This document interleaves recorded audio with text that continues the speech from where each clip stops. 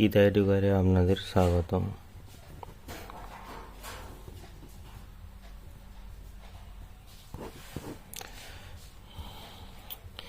এটা হচ্ছে গঙ্গা নদীর উৎপত্তি। গঙ্গা নদীর উৎপত্তি অত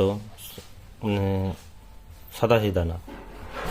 আমরা ভাবি গঙ্গা নদী গঙ্গোত্রী হিমবাহের গোমুখ গুহা থেকে উৎপন্ন হয়েছে। এটা কিন্তু সঠিক না, ঠিক একদম এক্স্যাক্টলি সঠিক না। এটার এটার একটা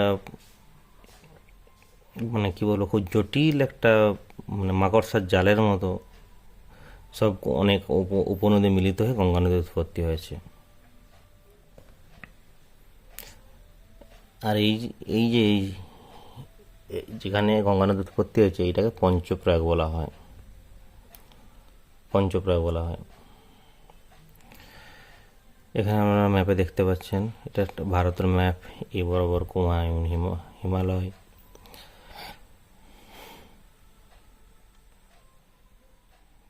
এটা হচ্ছে কুমায়ুন হিমালয়ের অবস্থান।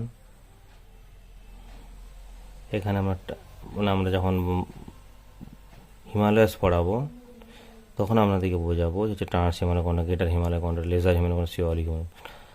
আর এটা উত্তরাখণ্ড, এটা উত্তরপ্রদেশ, হরিয়ানা, পাঞ্জাব, হিমাচল প্রদেশ, এখানে নেপাল, এখানে নেপাল, এটা হচ্ছে তিব্বত। আমি ইন্ডিকেশন সাইন দিয়ে রেখেছি। ওদিকটা নর্থ, এই পাশটা নর্থ, এই পাশটা ইস্ট। সবসময় মাথায় রাখবেন, এইভাবে যদি আমি ধরা হয়, আপনি যদি নর্থের দিকে তাকিয়ে থাকেন, আর ডান দিকে সবসময় ইস্ট হবে। মানে আপনি যদি উত্তরের দিকে তাকিয়ে থাকেন, সবসময় আপনার ডান হাতটা পূর্ব দিকে থাকবে। এটা আপনি সবসময় স্মরণে রাখবেন। তো এবার মেন কথায় আসি। গঙ্গার উৎপত্তি অ্যাকচুয়ালি গঙ্গা না, ভাগীরথী নদীর উৎপত্তি হচ্ছে গঙ্গোত্রী হিমবাহের গোমুখ গুহা থেকে উত্তরাখণ্ডে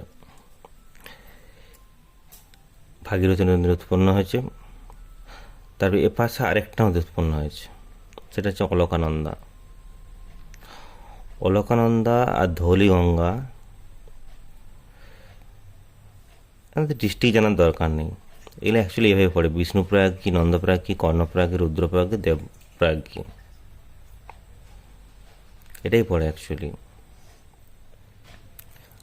আর প্রয়াগ কি, প্রয়াগ তো আপনারা জানেন,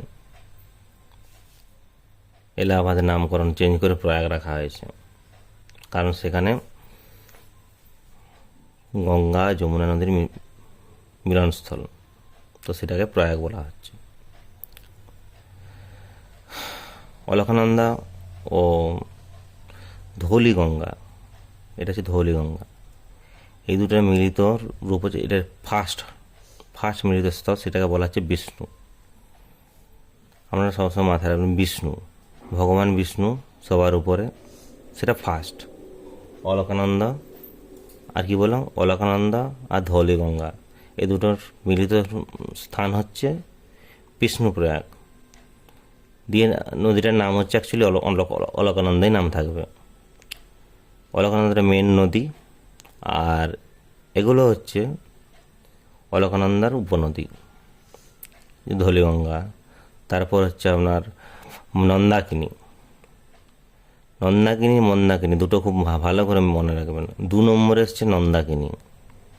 অলকানন্দা ও নন্দাকিনীর মিলিত রূপ হচ্ছে নন্দপ্রয়াগ, যেহেতু নন্দাকিনী তাই হচ্ছে নন্দপ্রয়াগ। তারপর আবার অলকানন্দা ও পিন্ডার বলে একটা নদী, এই দুটো নদীর মিলিত স্থান হচ্ছে কর্ণপ্রয়াগ।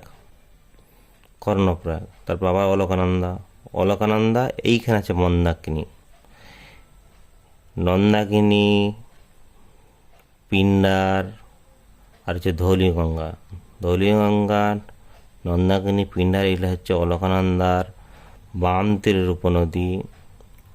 একমাত্র মন্দাকিনী হচ্ছে অলকানন্দার ডান তীরের উপনদী। 4 নম্বরে হচ্ছে, এটা হচ্ছে মন্দাকিনী, এটা রুদ্রপ্রয়াগ। তাহলে কী হলো, আমাদের বিষ্ণুপ্রয়াগ, নন্দপ্রয়াগ, কর্ণপ্রয়াগ, রুদ্রপ্রয়াগ আর হচ্ছে দেবপ্রয়াগ। তো মন্দাকিনী আর অলকানন্দার মিলিত স্থান হচ্ছে রুদ্রপ্রয়াগ। তারপর অলকানন্দা আর ভাগীরথী নদীর মিলিত স্থান হচ্ছে দেবপ্রয়াগ। এই দেবপ্রয়াগ থেকে নদীটির নাম হয়েছে গঙ্গা। দেবপ্রয়াগ থেকে নদীর নাম গঙ্গা। ভাগীরথী, অলকানন্দা মিলিত রূপের নাম হচ্ছে গঙ্গা। গঙ্গা এভাবে আসছে, দিয়ে এখানে এসে প্রয়াগ, এখানে ঠিক না, আরেকটু নিচের দিকে হবে, এই জায়গা করে প্রয়াগ নাম নিয়েছে। এখানে হচ্ছে প্রয়াগ আছে। তো পঞ্চপ্রয়াগে কি?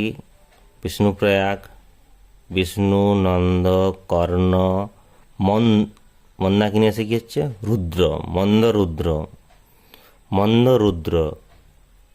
মানে খারাপ, রাগ খারাপ, এইভাবে মনে রাখতে হবে। মন্দ রুদ্র দেব, বিষ্ণু দিয়ে শুরু, দেব দিয়ে শেষ, পঞ্চপ্রয়াগ।